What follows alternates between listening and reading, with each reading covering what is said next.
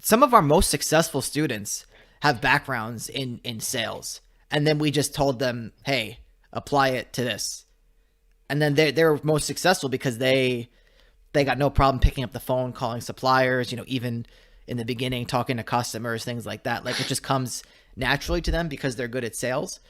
But if we didn't tell them what to apply it to, like, they would just be spinning their wheels. Yeah.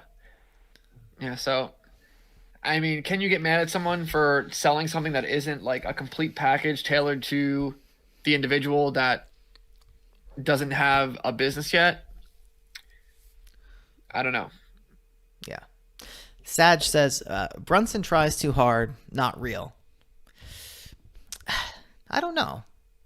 I mean, he definitely does seem like he's trying very hard, but I don't want to say he's not real. Like, I think that could legitimately just be his persona. Yeah. And also, we were talking about before how like you have to sort of when you're at a higher level in terms of you have a lot going on and you're making big decisions and you're doing a lot of big things, you have to sort of paint with broader strokes. Yeah. So Russell Brunson is not gonna he is on track to have $1 billion company for sure. But he's not gonna get there by being like us. Us being here Yeah. and talking candidly and doing all this stupid stuff that we do. Yeah. So, because the fact of the matter is that when you are as like energetic as him, like he knows how to talk to people, he knows how to actually captivate people way better than we do. It just so happens we captivate people through like, we just create our own little niche because we're just being ourselves. Yeah. But he's so good at being energetic and talking in a good way that he can actually capture just a wide net of people and sell them. So yeah, like I can't fault him for that. Yeah. Because I do think he legitimately knows his stuff, and I don't. Yeah, I mean he's acting more energetic on purpose, but it's not like doesn't come off as too incongruent with how he actually feels. Yeah. Yeah. And he's super into wrestling, which is kind of cool.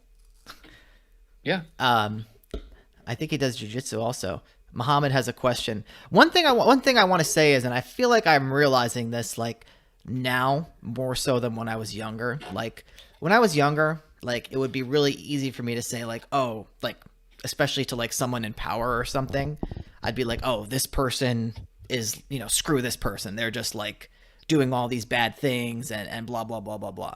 But I think actually doing this has made me think a lot like it's really easy just to like criticize someone than to like put yourself in their shoes. And I always bring this up on the show, and I hate coming back to this because one of these examples is like Bill Gates. Like if I click on a Bill Gates video and I go to like the YouTube comments section, it's all like Bill Gates is trying to like microchip everyone and like take over the world and things like that. And it's really easy to type that into a YouTube comment section. But I also think it's important, and maybe like I don't know what he's doing. I don't know him personally, like what his intentions are.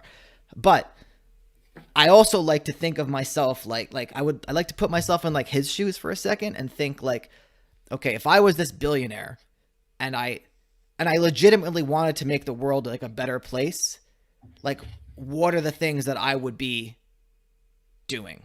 Like what are the things that I would be talking about? What are the things that I would be focusing on? Like I would be painting with these broad strokes and brushes and things like that. So the point is, it's really important. It's really easy to like criticize anyone, but it's hard to know like sometimes exactly where they're coming from. Yeah, I don't want to go down too much of that rabbit hole. No, I don't. Down. I don't either. But Bill I just like say like Elon Musk. There's always the possibility of you don't know like what the real deal is. Because you can't understand people's you don't know people's real intentions or their thoughts, especially when they're at that level, like top 100 people in the 100 most influential people in the world. Yeah, you have, and how the way that they need to move and make decisions and like think about their impact. It's impossible for us to actually come in and make a judgment, but that's happening at all levels, right? It's happening. Again, you're doing stuff. You're answering your own story emails. That's one level. Now you're just managing the store. Now you're managing a whole portfolio. Now you're managing a private equity company. Now you're managing a mega corporation. Now you're managing a country. So like you can't. Yeah, it's just hard to emphasize because you can't make everyone happy, right? You can't always be doing things in a way to. Yeah, no, and coming back to the Russell Brunson example, like when you're George Soros. Thank you, Mr. Vaughn. When you're speaking to that many people, like as Russell Brunson is, it's like you have to take a certain, like you can't do it. I mean, you can, but I don't know. Like I feel like it also as much as like the position you're in also probably shapes you as much as you shape the position. Yeah. It's kind of a two-way street, I think. Yeah. Because I feel like being like the more we outsource, I feel like it actually, the more we go to a higher level in online business, it does shape me, and definitely like the things I view as like worth my time and stuff like that, and like it definitely does change my behavior. Yeah. So to wrap up that point, no, I just completely lost it, and I'm pissed. Well, we have to answer Muhammad's question. Yeah. I'll come back to the point if I get to it. Yes, Muhammad, sorry. Is it a good thing if a product has a high CPC? Can you relate a high CPC with a purchase intent?